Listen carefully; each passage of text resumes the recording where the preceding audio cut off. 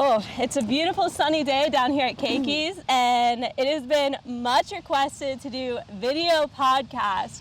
So here we are, and to start off, this is the Nikki Cole Surfer podcast. This is Amelia. Amelia's here this season as our first episode of the season, which carries a lot of weight, a lot of exciting stuff. Yeah, I'm so excited. Thank you for having me. Glad to have you on. So the cool thing about Amelia is we followed each other on Instagram, and I saw she was doing stuff with surf and skate around the North Shore, and there was this bonsai skate event with Vans, and it was during the Vans US Open, not US Open, that's wrong. The Pipe Pro. The Pipe Pro.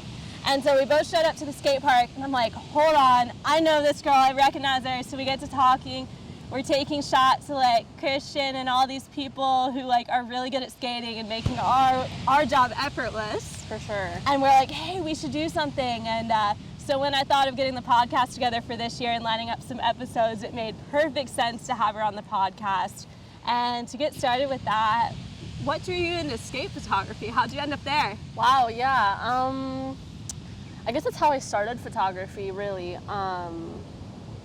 Growing up, both of my siblings skated, and so I guess like during COVID when everyone was out of school, we had nothing to do, and so in my very tiny town, like all the kids in our town just hung out at the skate park pretty much 8 hours a day, and I was there 8 hours a day a lot of the time, and I never skated. I'm a horrible skater. I can't even like stand on a skateboard, so I needed something to do, and I always had my camera and always had my friends, and that's kind of how I started. It was just out of having nothing else to do and wanting to be with them and wanting to be involved in a way that I didn't have to be on a skateboard.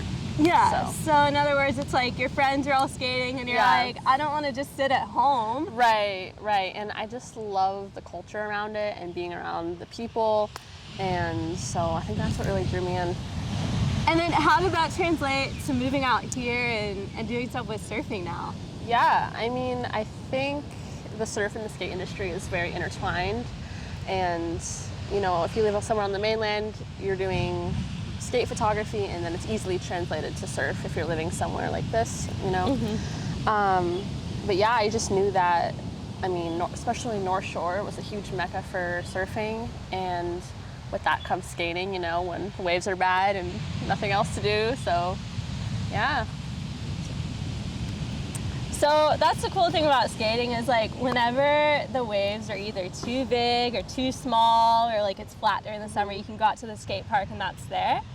And then we have days where it like gets rained out. What do you do when you're not filming surfing because the surf isn't good, but then it's raining and it's like downpouring? What do you do? Yeah. I mean, sometimes I still go out, you know, sometimes people are still surfing in the rain. But I guess if it's raining and the waves are bad, we have a local indoor park, Sunset Skate Park, and locals go there and skate, and so I'll go there, or, you know, I'll take a friend out and we'll do some kind of creative shoot, or, you know, yeah, there's always something to do. I think even if it's raining, the waves are bad, there's always something happening. Surfers got to go somewhere when it's bad, you know. Skaters got to be doing something when it's raining, so you just got to find where that is, and you got to go there. Yeah. Sweet. So we've talked about what you're doing regardless of the weather. Yeah. And now we're going to talk about how you ended up here. What was the story with that? With ending up on the North Shore, yeah. Let's see, what's the story? It's pretty like spontaneous. I'm from a very small town, and so I was kind of ready to leave and do something different, but I didn't really have an idea of what to do. And my mom was coming here for a work trip last winter up here on North Shore, and she's like, do you want to come and like do some photography for me? And you know, of course I was like, of course. And I had always seen, you know, things about the North Shore and like surfing and skating, and I always thought like, oh, that place is like almost like untouchable, you know, like it seems so far away, like I could never live there or like whatever. So I came with her, and I like found a job as a photographer like before I even moved here, and I was like, you know what, like just got to make this happen if I want to come here. And so I did. I saved up my money and moved out 4 months after that, and just been taking photos. And yeah, I've lived on the North Shore the whole time, which has been really nice. What were some of the things going through your mind in your preparation during those 4 months where you're like, okay, I'm gonna full send go to North Shore? I mean, I had never really like left home. Like, I'm from a very small town in Arizona, and I had never lived in a place where I didn't know anybody. And so that was very like intimidating, but also really exciting. Like, you know, I was used to having my family friends if I needed anything, or all the kids I grew up with if I needed anything. So it was definitely like pretty intimidating to be like, wow, I'm just going out here by myself. I only knew like 2 people out here. So I was definitely like pretty nervous, but I was also, yeah, extremely excited to like see what happened. So. Has it been everything that you expected it to be, or was there anything unexpected? I don't think I had like a lot of expectations. I think I didn't expect to feel so removed from like everyone else in the mainland. Because you know, when you come here to visit, you know, you're only here for a short time, you don't really get that experience, but it's definitely very isolating at times. I don't know if you ever feel like that living here, just very like far away. But yeah, I don't know. I think I'm almost like forgetting what my expectations were since it was like a year ago already. But yeah, and also just remembering that like everyone here grew up here, and well, not everyone, but like there's a community, and it definitely takes time to like meet those people and kind of get into it. And you know, like I'm that person in my town, but not here, so it's cool. Yeah. So what I'm hearing is you love it, but also like it can be a bit separate at times, or isolating, because you have to take time and energy and efforts to build that community. Totally. And it's not just like, okay, day one, okay, here's your community. Right, it's like you gotta seek it out. Oh, for sure. And I mean, I guess that's how it is everywhere, but I feel like especially here, everybody's really close, and it's a very small community. And people are constantly coming and going, so I think it's also hard to let new people in just because it's so transient here, you know, which makes total sense. Because you don't want to become close to like so many people, and then like every time you get close to someone moves away. Right. And you know, it's definitely something you experience in a place like this because it is so transient. Yes. And people think like, and they come here and they're like, okay, now I live here, like, and you're like, okay, but like how long do you live here? Because some people say that, and then like a month down the road they're gone. Right. Have you had experiences like that? Yeah. Like here, or just like in general? Here, yeah. Definitely. I mean, I've definitely had people, like locals, express that, but then also even people I've met in the very short amount of time, you know, they're like, oh, like we're leaving in 2 months. I'm like, okay. And I grew up in a very transient town, so I get it. And we were kind of the same way, you know, people would come for 6 months, and it's like, probably never gonna see them again, you know? So, yeah. It's definitely like, yeah, it's hard, but yeah. What have been your thoughts on the waves and surf community here, as far as like, obviously it's a bit different than Arizona. Right. I mean, it's amazing. I didn't really realize that surfing existed at this high level. And I mean, these people are so dedicated. This is their lives. Yeah, no, it's incredible. It's being here is amazing, and watching that happen is amazing, and yeah, the dedication is really inspiring. Yeah. One of the things I really wanted to delve into today is that you started a new project. Yes. Entering Pipeline is my project. So it's a photography series. I started focusing on Pipeline, that whole kind of stretch, you know, backdoor, Pipe, just that area. And basically it's just photographing the culture and the people around it and the people that make it possible. You know, all the photographers and videographers out there shooting for 8 hours a day, and the board makers, and just everyone that makes it possible, not just the surfers. So yeah, I shoot a documentary series, kind of like a photo documentary style series. I don't really focus in the water because I think that's being done very well by other people. But yeah, I just started, and it's a slow thing right now, but I'm excited for it to hopefully go somewhere, and just sharing my work and the culture here. How can people be involved with this series or see it? Tell more about that. Yeah, so you can go to Instagram, Entering Pipeline, or enteringpipeline.com. And so the idea is eventually I'm going to start sending out interviews with certain, photographers and surfers and different people in the community. So yeah, you can go to the website, you can go to the Instagram. I'm at Pipe most days when it's good, so see me shooting there, or get your portrait taken, or yeah. It's so cool just to be there and just to meet everyone, such a hangout spot. Yeah. I'm curious to hear what have been your thoughts on the overall emotions and demeanor of the surfers as they're entering Pipeline. Imagine you can get a wide variety. Oh, for sure. I mean, it's been the scale is so large. I've had, really super nice people, and then people super on the opposite of that, I mean, that's just how it is with everything, but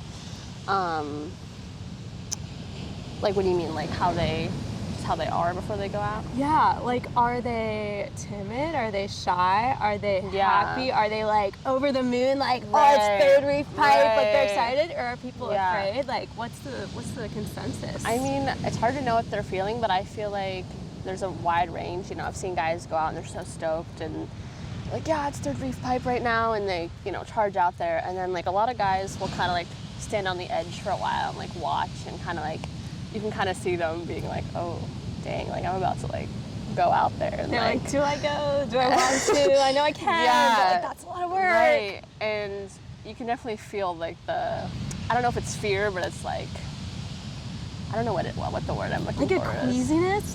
Yeah, they're oh shit, I'm about to do this, and they do it anyway.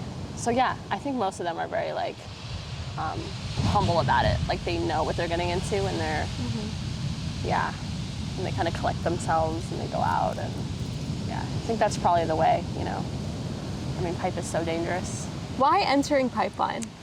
I feel even if you're not a surfer, that is one spot I feel that's super it sticks out, Pipeline. People come from all around the world to surf Pipeline. So it's a very famous spot, and there's so much going on there with the locals and the people that come visit. And yeah, it's just such a concentrated spot of the culture, and yeah, I guess that's why. And just some of the best waves in the world, which attracts some of the best surfers, and yeah. Do you have any sort of goals with this series or things you would like to see happen? Yeah, I would love to just see.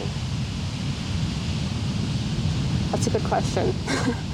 I think just meeting people and being a photographer that, when they come out, they know who you are, because it's like I said, it's a very small community, and a lot of the photographers, everyone's friends, they all know each other, and I think just being more immersing myself more into the community is probably my main goal. But then eventually, just like having different brands see my work and different, sponsored surfers would be epic. And yeah, I would say that's my goals right now. What's the dream for you with photography? The dream? Definitely just being able to travel and just being able to do what I want wherever I am. And just be able to never have to work an office job beyond, of course, editing, Mm-hmm. I think that would be super cool. Obviously working for brands like Vans or Volcom would be a dream as well. Yeah. Has there been anything that particularly stood out to you in the series so far? Let's see. Stood out. Yeah, like I said, just like the dedication of these people, you know? Like this is their lives, and there's something really special about photographing people that are so, they like eat, sleep, and breathe their sport, you know what I mean? And it's inspiring for different areas of life. So yeah, their dedication, everyone's dedication, not just the surfers, you know, like all the people involved in the sport. So yeah, for sure. And then what has been some of the challenges of coming out here and just deciding like, okay, you had 4 months to prepare, but like taking the leap and moving out to North Shore? Right.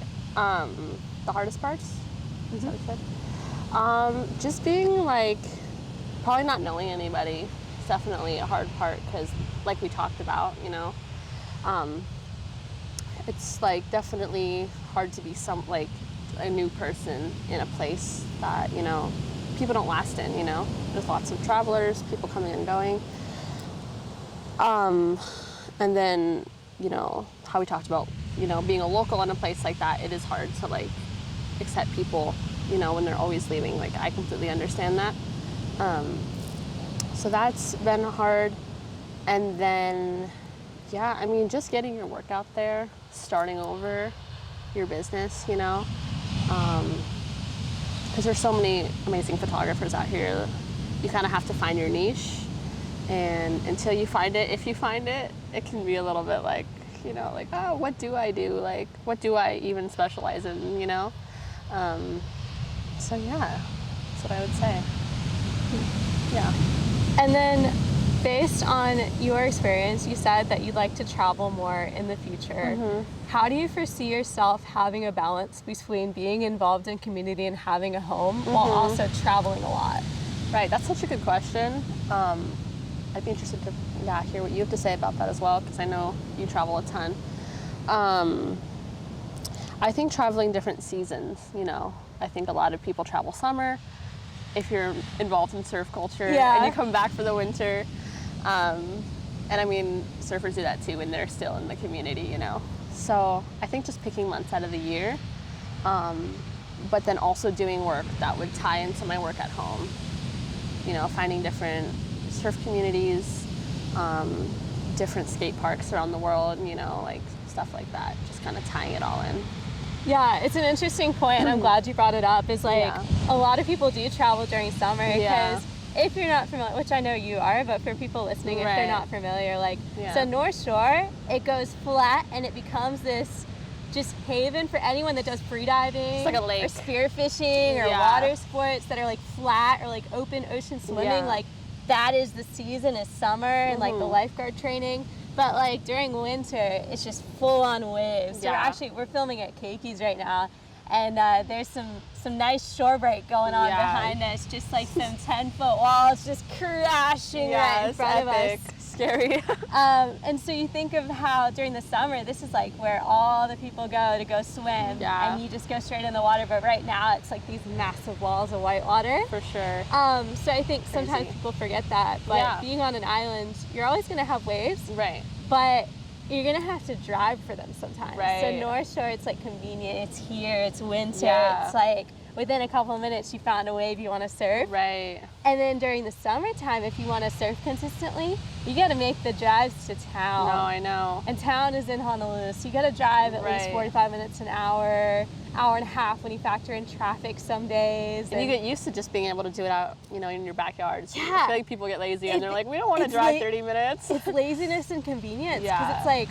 oh, but I could get this work done, or I could do that. Like, oh, but it's only 2 to 3 feet today. Yeah. Like, I don't want to drive all the way. And that's maybe if surf line is even right, you know?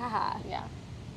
So then the idea of travel ties into that, because the thing is, our season correlates well with when it's off season for North Shore. It's actually really good season in like Indo and stuff like that. Right.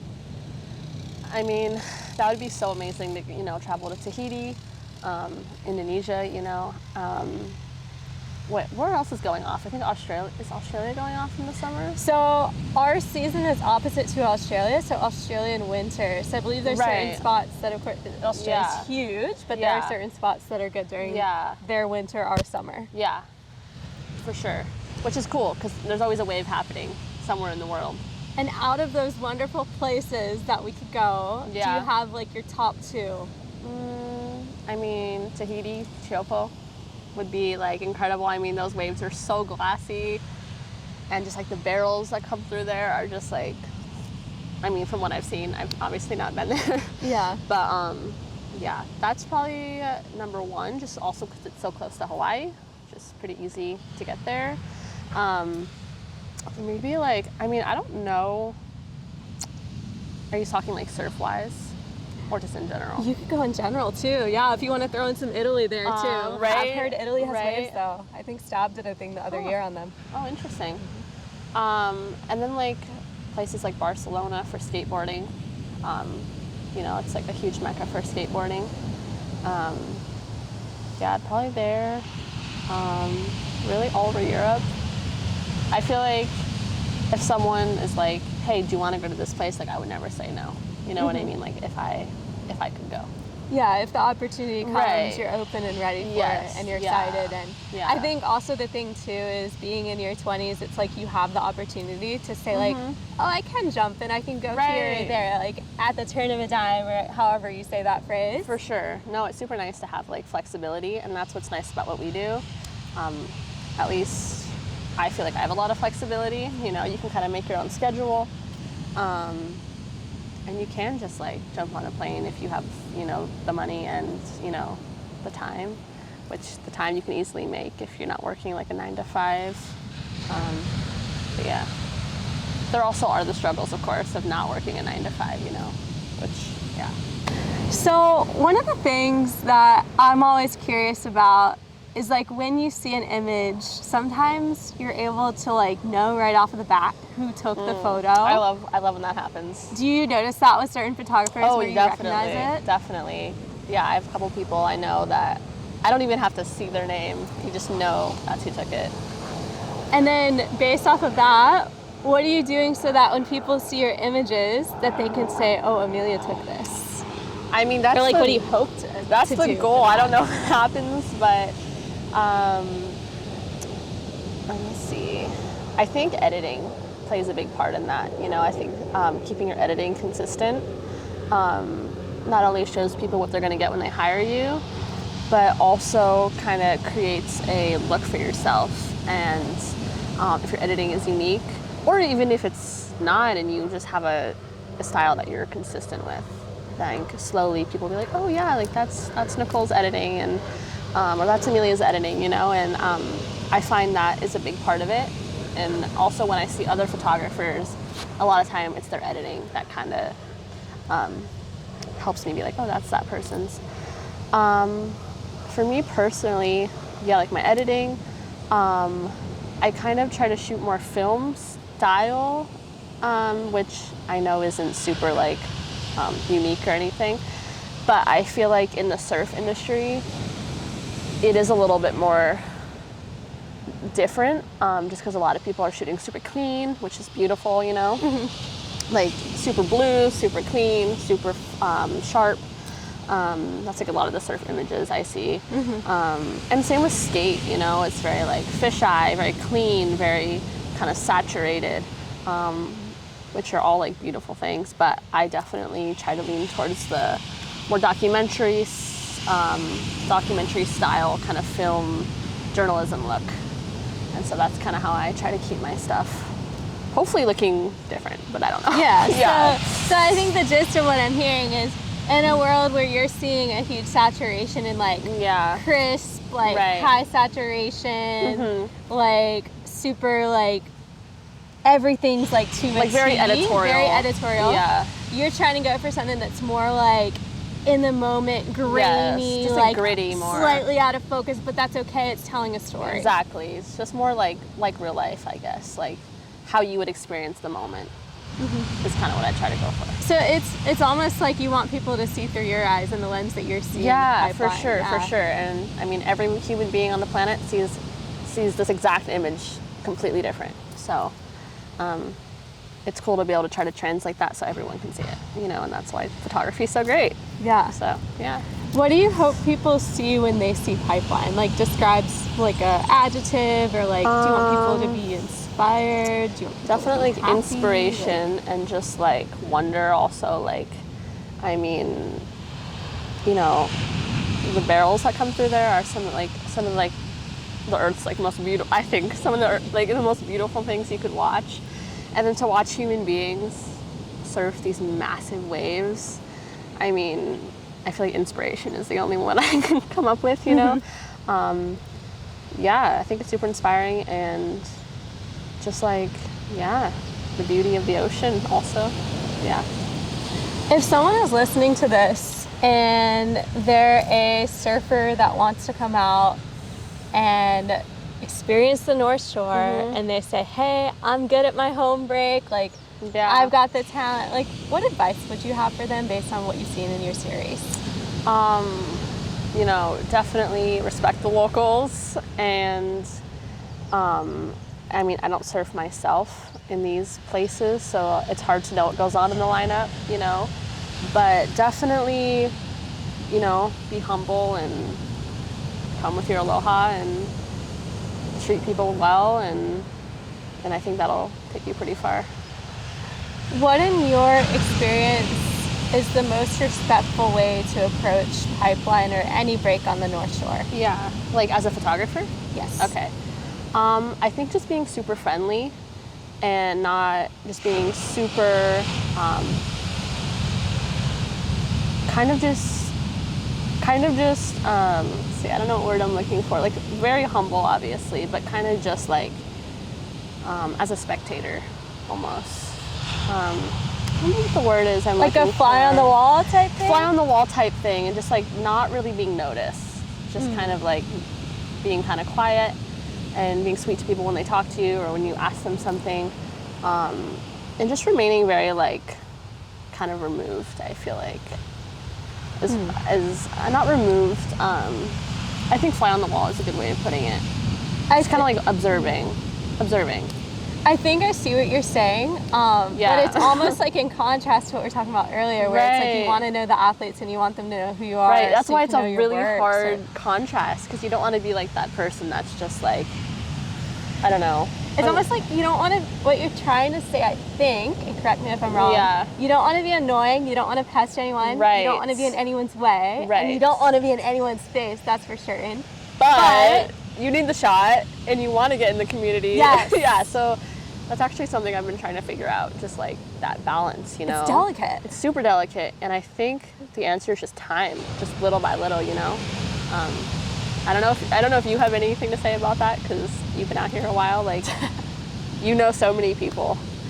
I will say, sometimes it's really easy to spot if someone's a photo or a video person who isn't from here. Really?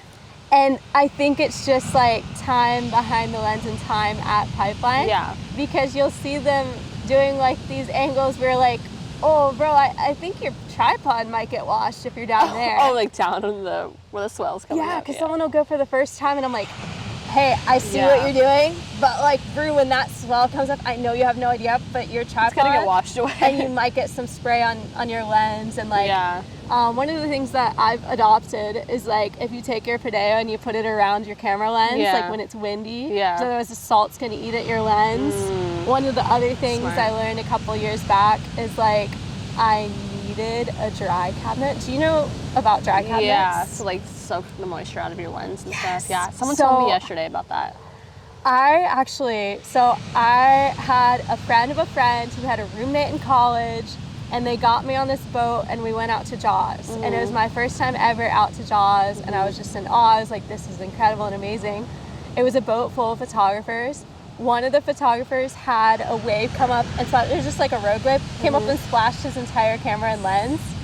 And then he like was like, oh, no big deal. And he just like said he was going, I was like, what do you mean no big deal? He's like, well, I have this dry cabinet and it's weatherproof sealed, and I'm going to wipe it down with like a cleaning wipe and this spray that has like a little bit of water in it that'll draw out the salt, and like he had like this whole system down, and I was like, crazy. Oh, I didn't think of that, because like if you're from a beach town or you're like, you know relatively, okay, the salt's eventually gonna destroy this, right? But here I feel like it happens at like a 10 times rate. Okay. Where like in 4 years your camera could be fried if you don't take care of it. For sure. With all this humidity, moisture, No, that's salt, a great like, point. I think it definitely eats away at your gear really slowly.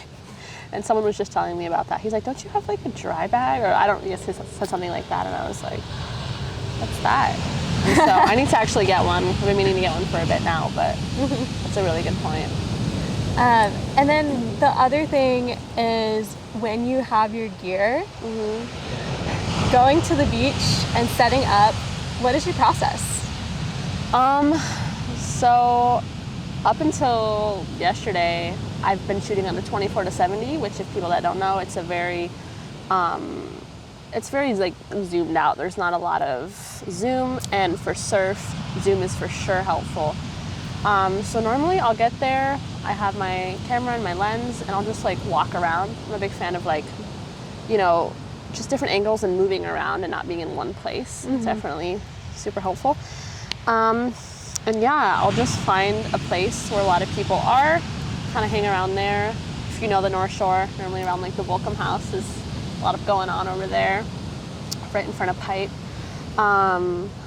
But since I got a zoom lens, I'll kind of, sometimes I'll find a spot and I'll kind of sit there. Sometimes like a place that I can easily shoot surfers coming in and out, or a good angle on the waves. Let's talk about what you've been shooting on for this series. Yeah. Not necessarily the camera, but just how like focal lengths and like details on your lens, or like you have a new exciting addition. That's why I'm bringing this up. Yes. So like I said, I've been shooting on a 24-70 for the past 4 years, and then like the past year here. And I would say pretty much 70, because like the focal length is at 70, because I'm, you know, trying to get portraits of people, and I feel like the gritty up close, you know, freckles, water on your face look, I love that look, and so the closest I can get is the best. But I have a 100-400 lens, which has been amazing. Thank you to my friend for giving me that lens. So yeah, now I'll probably shoot at, I guess it just depends where people are, you know? Like 100 to 200, and then definitely like 400 in the water. Or from the beach to the water. Yeah. Yeah. I was about to say, yeah, I'm like, you no, in the not water? yet. I haven't I seen want that to yet. so bad, but I'm like, yeah, I'll get there eventually. Yeah. Yeah. I think it's cool when people venture into different angles. So I like how you mentioned about how you move around. Yeah. And I mean, people are always moving around, you know, surfers aren't still whatsoever, so you kind of have to be moving around, and, you know, there's always things happening, so it's just like you miss so much if you stay in one spot your whole time. If there's anything you want people to know based off of your series and experience that you've learned, what would be the biggest takeaway? Just from like photography, or just like the series in general? Like, what's your biggest takeaway from this past year? Oh man, that's such a good question, honestly. Biggest takeaway.